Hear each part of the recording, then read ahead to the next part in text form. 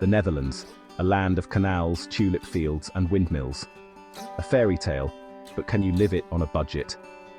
I set a challenge: survive in this beautiful country on just $800 a month. Many said it was impossible, but I believed in creativity and heart. This journey was about more than saving money. It was about discovering the true soul of a country. I arrived in Amsterdam with a backpack and dreams, my bank account showing a humble $800. This wasn't about being a tourist, it was about becoming a temporary local. I wanted to shop where the Dutch shop, eat what they eat, and live simply. My first mission was understanding the value of €1. A coffee in a trendy cafe could cost a whole day's food budget, so I made my own. This journey became a game: how to experience the best of the Netherlands without breaking the bank. The answer was in the abundance of what was free, stunning landscapes, friendly smiles, and simple pleasures. This is my story, a guide for anyone dreaming of living abroad but held back by money. I want to share the hidden beauty I found in unexpected places. This is about living fully and deeply, proving that great adventures don't require a lot of money. So, come with me. Let's explore the Netherlands together, one budget-friendly discovery at a time. Let's see if this Dutch dream can come true on just a shoestring. Finding a place to live was my biggest worry. Amsterdam's high rent prices were daunting. My budget would barely cover a few nights in a hotel, so I had to think outside the box. I searched online for house-sitting opportunities and explored options in smaller cities. My breakthrough came with a room in a shared student house in Utrecht. It was small, simple, and perfect, offering a real community. Once settled, my next challenge was transportation. The Dutch train system is amazing but costly. My secret weapon became the bicycle. I found a second-hand Fiets for a small price, my key to freedom. It allowed me to explore like a local, cycling along canals and discovering hidden alleyways. For longer distances, I used group discount train tickets and long-distance buses. Planning was everything. Booking tickets in advance got the best prices. I learned about the OV chip card, the public transport card, making travel easier. My little room in Utrecht became my sanctuary, and my bike, my trusted companion. These simple things taught me an important lesson. You don't need luxury to be happy. A safe place to sleep and a way to explore are all you really need. Finding affordable accommodation and transport was the first big step in my journey. It proved that with effort and a willingness to live simply, the impossible could become possible. Eating well on a budget in an expensive country. My secret was the local supermarket. I embraced the aisles of Albert Heijn and Jumbo, discovering affordable fresh bread, cheese, and produce. My biggest culinary discovery was the outdoor markets, where I could buy fresh goods for less. The atmosphere was incredible, filled with the smells of fresh flowers and sweet stroopwafels. A stroopwafel became my favorite affordable treat, a moment of pure happiness. I tried traditional Dutch food like stamppot and urtensoep, cooking in my shared kitchen. Cooking together with housemates became a way to connect and learn about local culture. Living on a budget forced me to be creative and connected to my food. The best food experiences often come from humble places: a market stall, a shared kitchen, a picnic by the water. It was a delicious part of my Dutch adventure, proving a rich life has little to do with a rich diet. Before coming to the Netherlands, I heard stereotypes about the Dutch being direct or reserved. But I found a nation of warm, open, and beautiful people.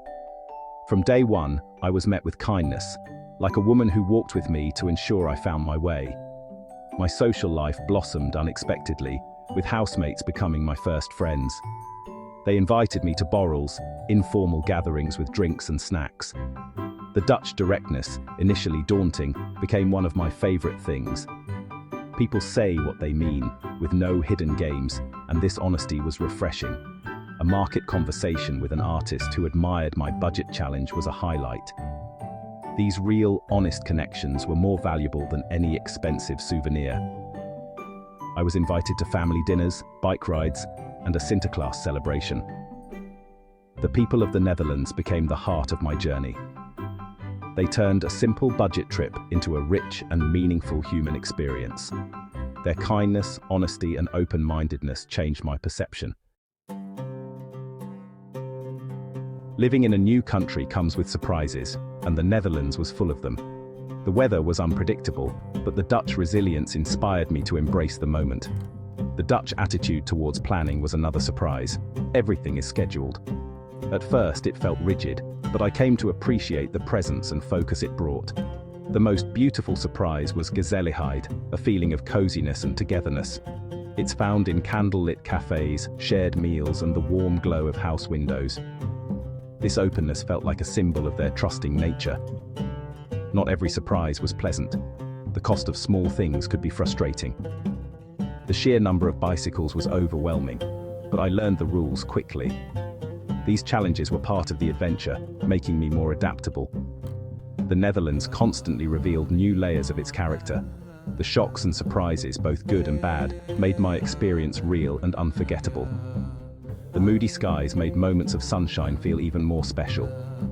The deliberate way of living extended to many parts of their culture. It's a society built on order and efficiency, impressive yet challenging for a free spirit.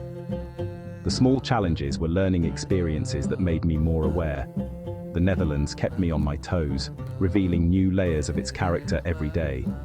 The shocks and surprises made my experience all the more real and unforgettable. This journey was about more than a budget. It was a lesson in simplicity. Stripped of the ability to buy experiences, I found joy in small, free moments. I would wake early to watch the sunrise over the canals, a form of meditation.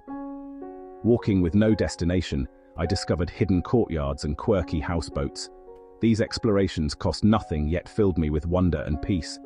Living simply sharpened my senses, noticing things I would have missed before.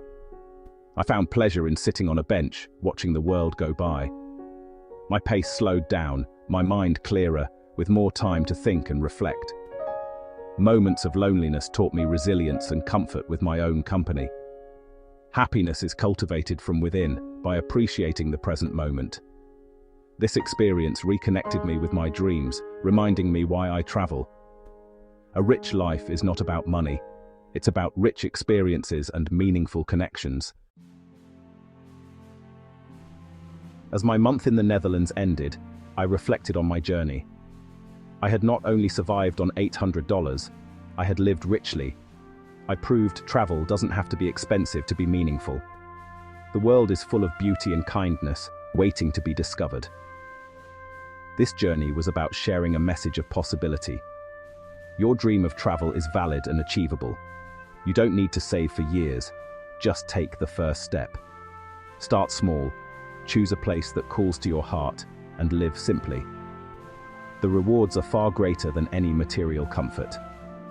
I invite you to join this adventure, not just by watching, but by starting your own.